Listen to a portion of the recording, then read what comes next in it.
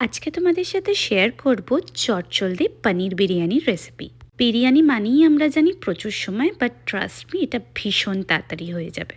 রাইসটাতে just আমি শাহজিরে, star Anis আর গরম মশলা add করেছি, সাথে সাথে পেঁয়াজের বেরেস্তাটাও বানিয়ে নিলাম। এখানে খেয়াল রাখতে হবে পেঁয়াজটা যেন পুড়ে না যায়। এবার চলে আসি পনিরটাকে ম্যারিনেট করার জন্য। ম্যারিনেশনে আমি অ্যাড করেছি নুন, হলুদ, কাশ্মীরি লঙ্কার গুঁড়ো, বিরিয়ানি মশলা, তার সাথে বেরেস্তার তেল। পনিরগুলোকে ভালো করে ফ্রাই করে নিলাম। পনির ভাজার পর সেই তেলে পেঁয়াজ, টমেটো, নুন, কাশ্মীরি লঙ্কার গুঁড়ো, বিরিয়ানি মশলা দিয়ে ভালো করে কষিয়ে নিলাম। এই রান্নায় যেহেতু আলাদা করে ঝাল লঙ্কা ইউজ করা হয়নি, তাই জন্য এই সময় আমি খানিকটা কাঁচা লঙ্কা অ্যাড করে নিলাম। টক দই দিয়ে নাড়াচাড়া করার পর পনিরটাকেও অ্যাড করে নিলাম। তার উপরে 70% কুক রাইসটা অ্যাড করলাম, বেরেস্তা আর বিরিয়ানি মশলা।